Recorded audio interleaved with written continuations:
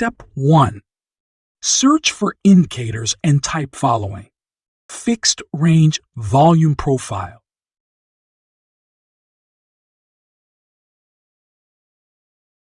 Step 2.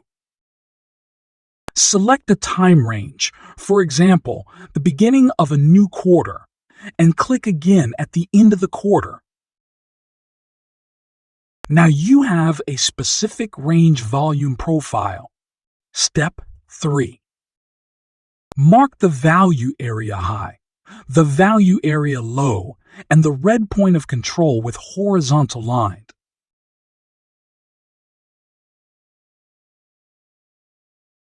Step 4. Now you can observe how the areas act as support or resistance. In this example, you can see a nice retest of the previous quarterly value area high for a nice long. Thanks for watching. Leave a like and sub.